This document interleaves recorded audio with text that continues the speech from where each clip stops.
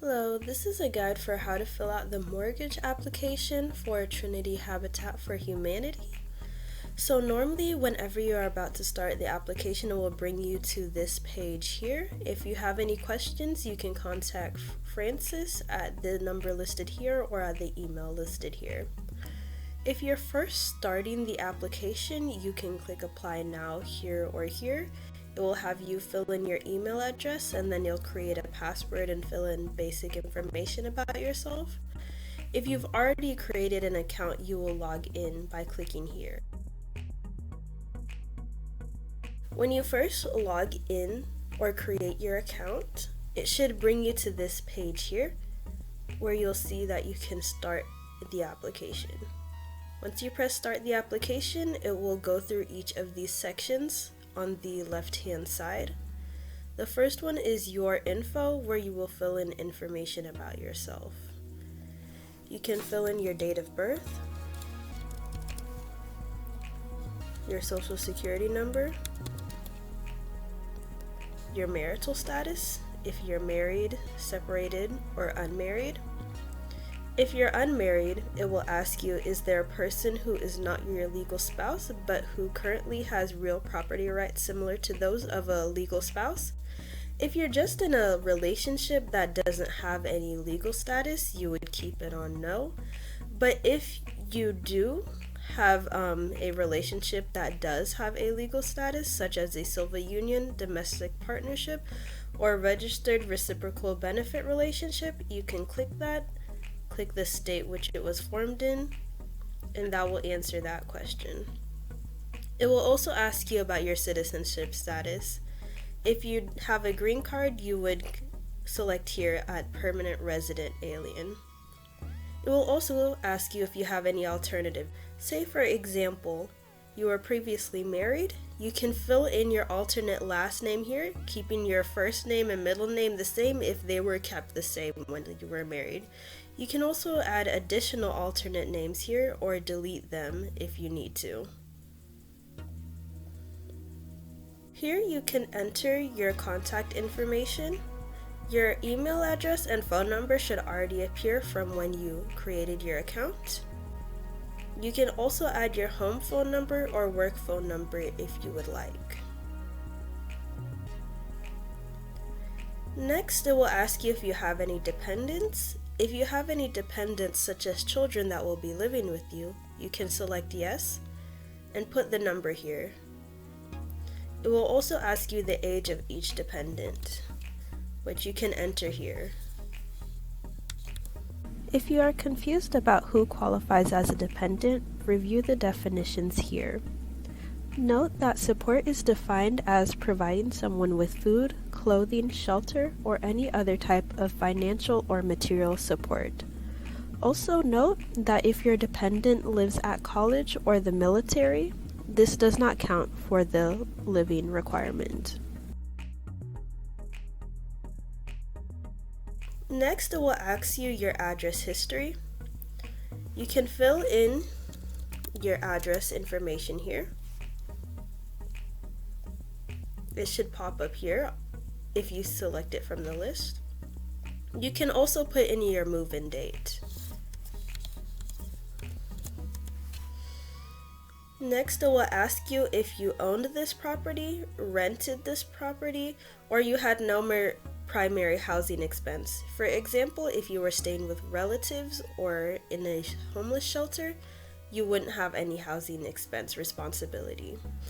If you had a separate mailing address, for example, this was where you lived, but you had a separate mailing address, you can enter that here by selecting yes. The application requires at least 2 years of address history, so if you need additional address history, you can add a former address here.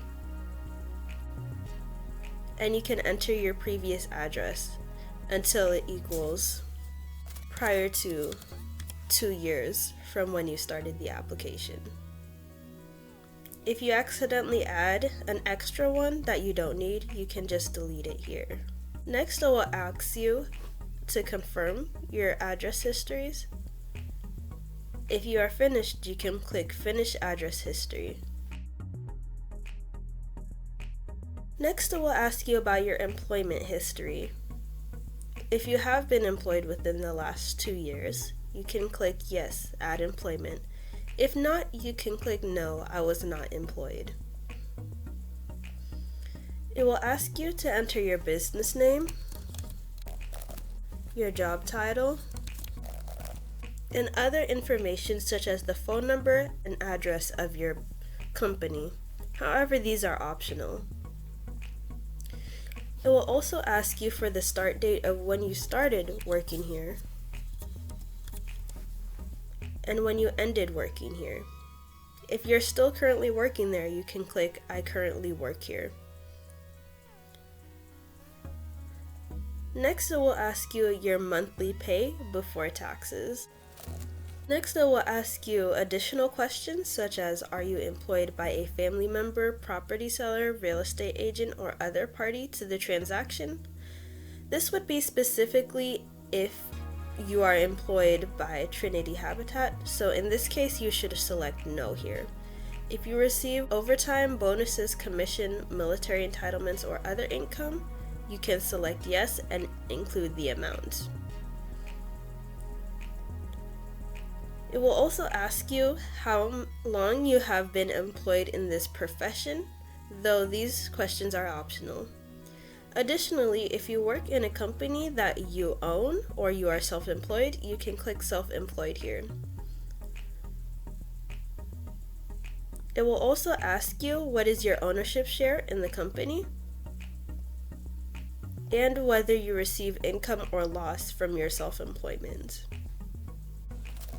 Similar to the address history, at least 2 years of employment history is required.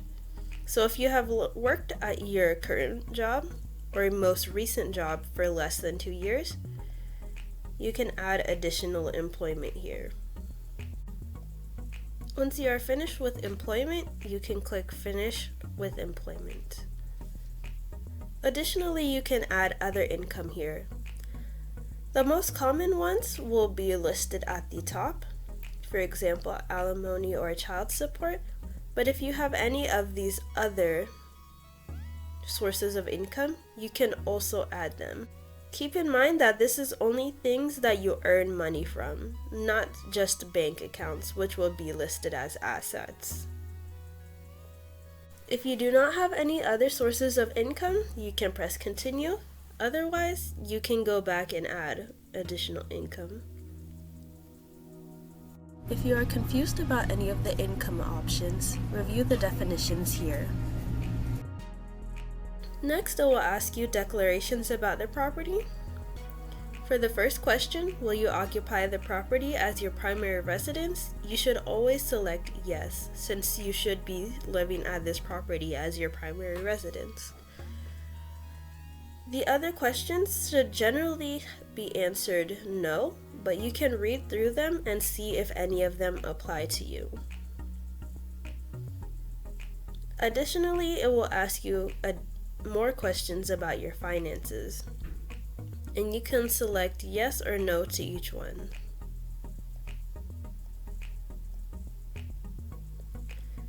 Once you have answered all the questions, you can press continue. If you are confused about any of the declaration questions, review the explanations here. It will also ask you questions about your demographics. If you do not wish to provide or answer, the questions are optional, or you can select do not wish to provide. Once you get to the review section, it will show you anything that is missing in your application, which you can go back and edit.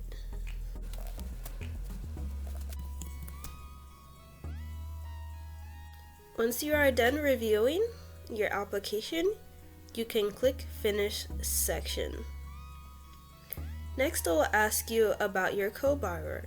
If you have somebody else that you are applying for a home or a mortgage with, such as a spouse, you can add them here by selecting yes. Here it will ask you the same questions as the initial section. If you don't have a co-borrower, you can just leave this at no. Next, it will ask you about your assets and credits. Again, the most common ones will be listed at the top, such as your checking, savings, and retirement accounts. However, you can look through the list and see if any of these other bank, investment, or other type of assets apply to you. If you have one, you can add it by clicking yes.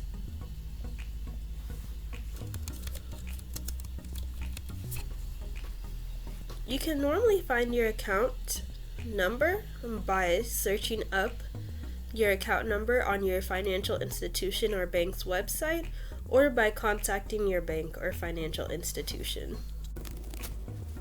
If you have additional assets or credits that you would like to add, you can click Add Asset or Credit here.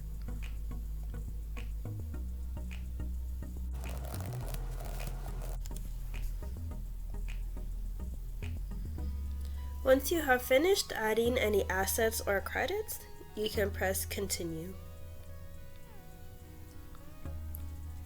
You will then be asked to review all of your assets that you have entered. If your information listed is correct, you can press Finish section. If you are confused about any of the asset options, review the definitions here. Next, it will ask you about any real estate that you currently own, such as any properties like a house or a business location that you own. If you do own real estate, you can press Yes, Add Real Estate, and list the address, property value, and other information about this property. If not, which would be the case for most applicants, you can select No, I do not own any real estate, and press Continue. It will then ask you to review the real estate section. If everything is correct, you can press Finish section. Next, it will ask you about your loan. For all applicants, you should select Purchase since you will be purchasing a home.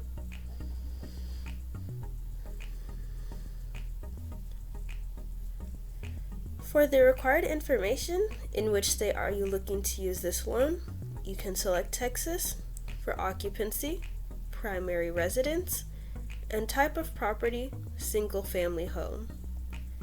Everything else can be left blank. If you are working with a realtor, you can select yes, but most applicants should select no for this question. For gifts and grants, you will not enter them here, so just select none. For a specific loan purpose, under additional questions, enter TLC loan application. Once you have entered all the information, you can review and submit. It will ask you to review all the information listed. If everything is correct, then you can click Continue to Submission.